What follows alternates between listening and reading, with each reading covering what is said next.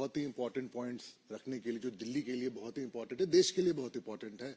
हमारे member of parliament north east Delhi से मनोज तिवारी जी, हमारे सीनियर लीडर, जो दिल्ली के हर कोने का हर इशू, हर प्रॉब्लम को रोज उजागर करते हैं। तीसरी बार मेंबर ऑफ पार्लियामेंट हुए हैं दिल्ली से। मनोज तिवारी जी हमें आज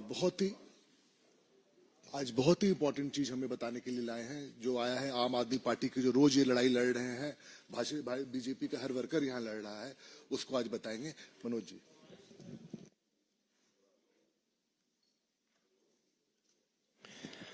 धन्यवाद प्रत्युष भाई। दोस्तों, सबसे महत्वपूर्ण बात आज की इस प्रेस कॉन्फ्रेंस में ये है कि अभी तक तो हम लोग देखा करते थे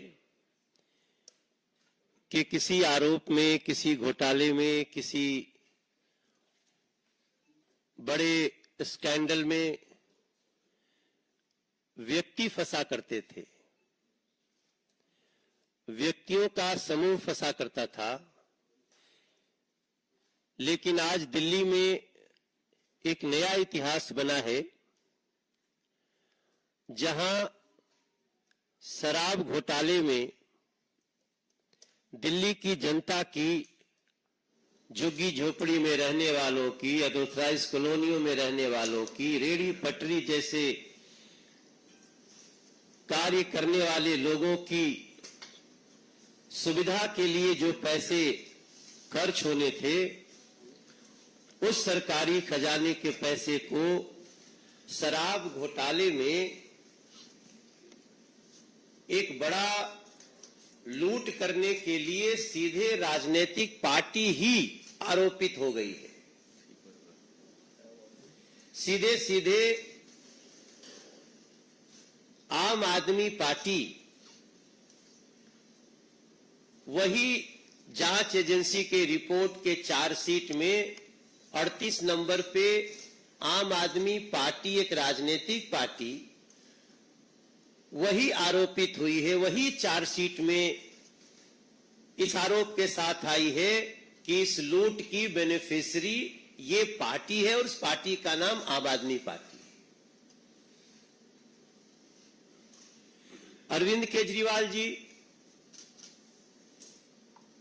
उनके खिलाफ जितने साक्ष्य थे, जांच चल रही थी, जिसके तहत वो गिरफ्तार भी हैं। उस अरविंद केजरीवाल ने, जिन्होंने बार बार जीवन में कहा है कि हमारे ऊपर अगर कोई छोटा सा आरोप भी लगा तो हम इस्तीफा दे देंगे। जब केस चल रहा था, जांच एजेंसियां काम कर रही थी, जगह जगह से साक्ष्य आ रहे थे, गवाह अपनी बात कर रहे थे, तब तो खैर उन्होंने नहीं दिया इस्तीफा। लेकिन आज जब वो स्वयं ईडी की चार्जशीट में दिल्ली के शराब घोटाले में 37 नंबर के आरोपी बन गए हैं,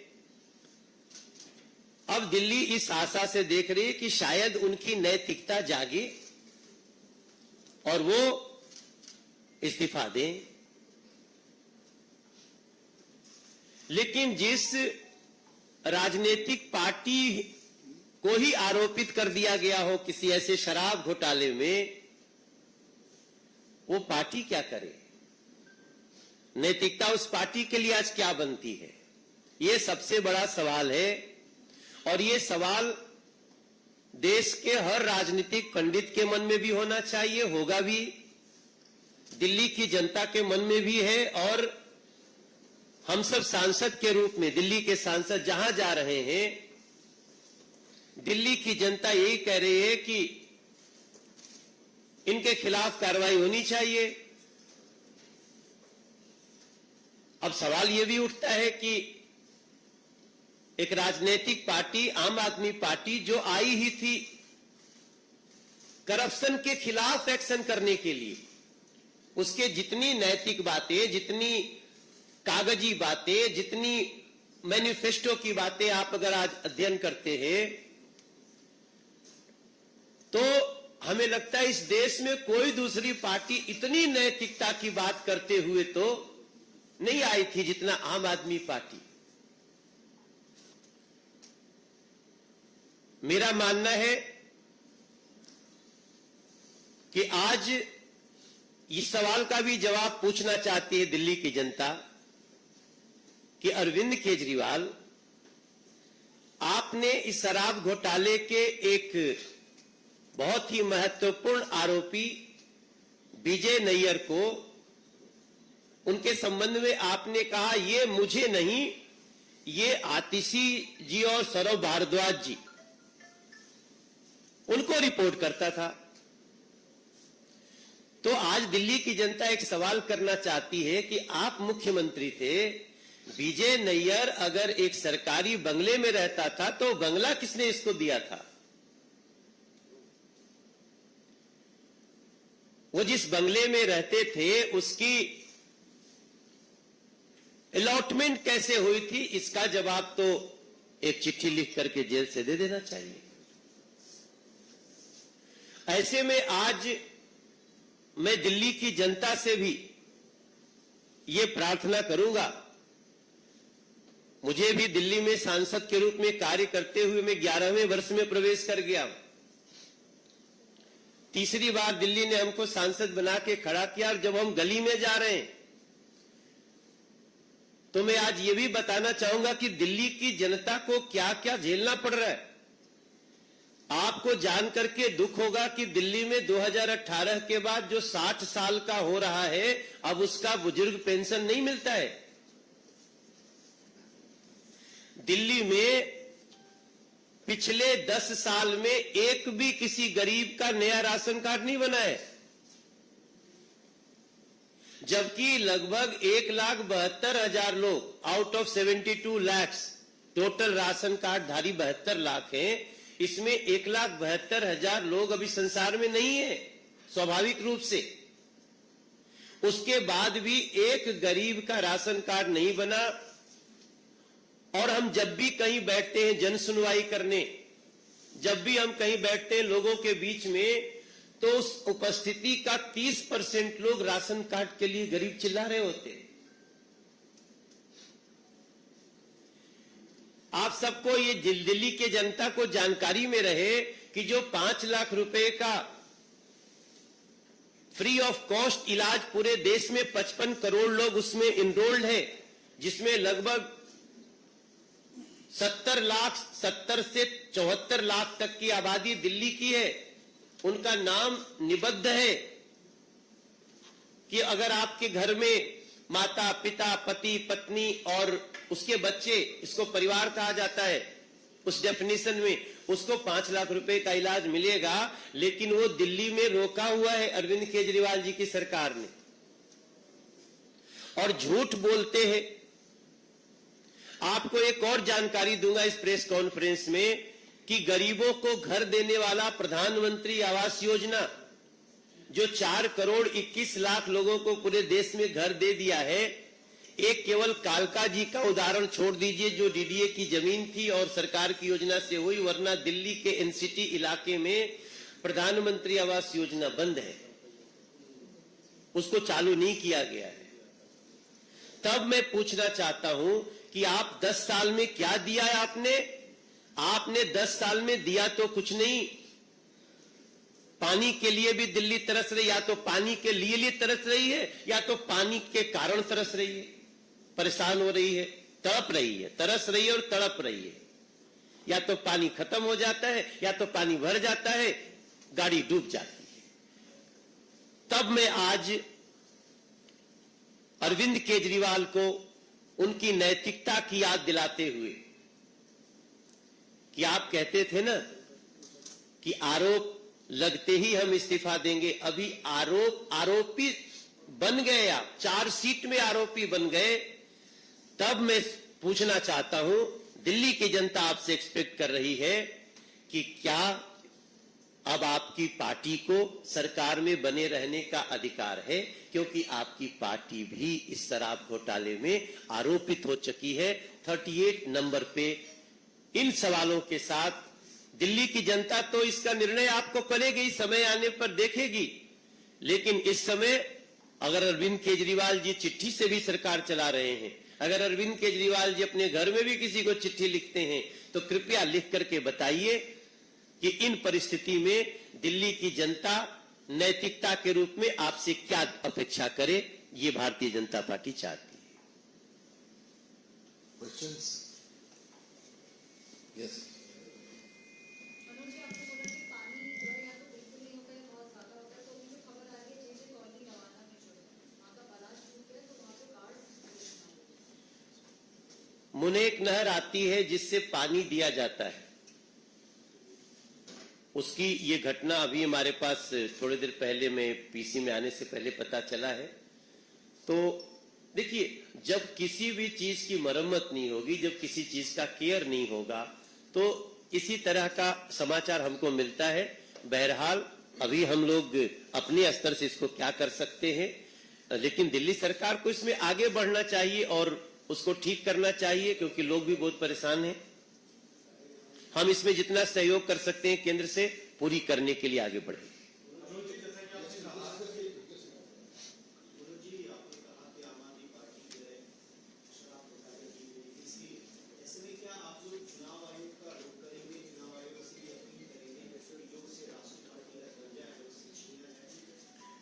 देखिए, हमारे देश में संवैधानिक व्यवस्था है, हमें संविधान पे विश्वास है। चुनाव आयोग ऐसे मामले में जो संज्ञान लेना होता है जरूर लेंगे, ऐसा मेरा विश्वास।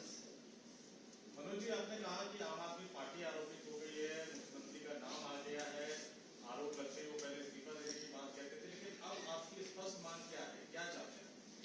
नहीं, हमारी स्पष्ट मांग है कि इनको अपने पद पे बने रहने का अधिकार नहीं है।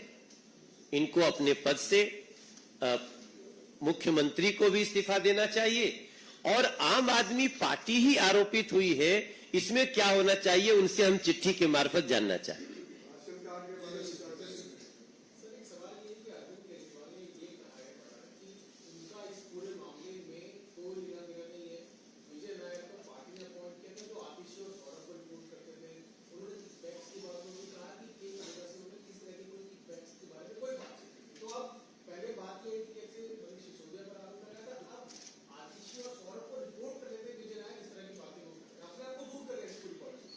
देखिए, 100 करोड़ के मनी लॉन्ड्रिंग के चार्ज के साथ 45 करोड़ रुपए किस प्रकार से दिए गए हैं, इसकी पूरी जानकारी जांच एजेंसी ने दे दी है। कौन से व्यक्ति ने पैसा पहुंचाया, कितना 25 करोड़ कब गया, विनोद चौहान ने 25 करोड़ रुपए दिल्ली से गोवा कैसे भेजा, और बेनापल्ली ने कैसे रिसीव किया, ये सारी जानकारी अब आपके सामने है। मतलब जांच एजेंसी ने दे दिया है कोर्ट के समक्ष। तो इसके बाद भी हम तो पूछ रहे हैं कि क्या विजय नैयर को जो घर मिला, क्या उसकी भी जानकारी अरविंद केजरीवाल जी को नहीं थी? किस हैसियत से घर मिला, कैसे घर मिला, क्यों इतने बड़े पौधे पे मिला? बड़े बड़े सीनियर विधायकों को ऐसा घर नहीं मिलता जैसा विजय नैयर को मिला। तो मुझे लगता है कि कोशिश तो हर अपराधी करता है बचने की, मगर कोई गुंजाइश है नहीं। He should resign.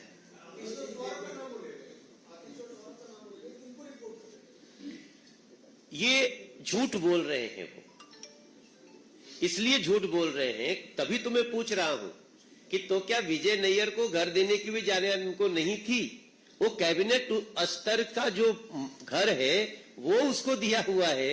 उसके बाद भी अरविंद केजरीवाल जी आप इसको असत्य करने की जो कोशिश कर रहे हैं उसमें पकड़े जा रहे हैं। अब आपको दिल्ली की जनता पहचान चुकी है, आपसे अपेक्षा है कि आप इस्तीफा दें। वो तो कह रहे हैं इस्तीफा तो हम नहीं देंगे, सरकार ऐसी चलती रहेगी, 4 महीने हो गए, आगे और चल जाएगी 1.5 साल। दिल्ली की जनता देख रही है, यही तो बात है कि दिल्ली की जनता देख रही है। हाँ, नहीं, हम लोग तो बार बार कह रहे हैं जो इस चीज में संवैधानिक प्रक्रियाएं हैं उसका पालन होना चाहिए, उसके आधार पे एक्शन होना चाहिए। Just a minute. We have 2 more questions. So let's go with you first. Yeah. PPAC जो बढ़ा है 8.7% के करीब, उसके बाद बिजली के बिल ज्यादा बढ़ रहे हैं, उस तरह की कहीं आपत्ति जताई है, सर एक प्रोग्रेस भी होगा। आम आदमी पार्टी की तरफ से बयान आया है कि ये एक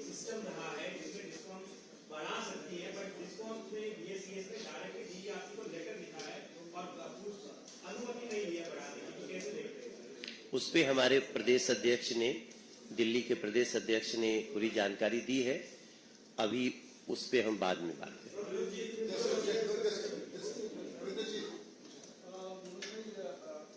अरविंद केजरीवाल की पार्टी इंडिया अलायंस में है, उसी अलायंस के पार्टनर है उमर अब्दुल्ला। उन्होंने कश्मीर में जो भी वहाँ आतंकवादी घटनाएं घट रही है, सेना शहीद हो रहे हैं, उस पर भी सवाल उठाया था कि केंद्र सरकार ऐसी हैसियत में नहीं कि हम चुनाव करें, अगर कराना है तो चुनाव करा ले, यहाँ की जनता तय कर ले कि उसको किस दिशा में जाना है। अभी थोड़े दिन पहले चुनाव हुए हैं जम्मू कश्मीर में और बहुत बड़े स्तर पे उन सम्मिलित हुए हैं। पूरे दुनिया के लोगों ने उसकी तारीफ की है। बाकी आतंकवाद का खात्मा बहुत नजदीक है। सुप्रीम कोर्ट ने अभी कल जो फैसला दिया उसमें महिलाओं के संदर्भ में कि वो जो है तलाक के बाद अपने हक को लेकर के अपने पति से डिमांड कर सकती है, उसको लेकर के मुस्लिम धर्मगुरु विरोध कर रहे हैं, उसको लेकर के मीटिंग भी बुलाया जा रहा है। कैसे देखते हैं कि महिलाओं के हित में इतना बड़ा एक फैसला है और उस पर इस तरीके की प्रतिक्रियाएं जो आ रही है? आज हमको इसी पे केंद्रित रहने दीजिए। एक सवाल बहुत अच्छे से ध्यान नहीं मान रहा है, लेकिन दिल्ली में तो बाबाना वो नहर टूट गई, दिक्कत की बात हो गई दिल्ली में, वहाँ तो आए दिन गिर रहे हैं, उनकी भी तो मदद करनी होगी। नहीं, केंद्र से जो भी मदद मांगेगा पूरी तरह दिया जाएगा। बट पहली बार एक राजनीतिक पार्टी ही आरोपित हो गई।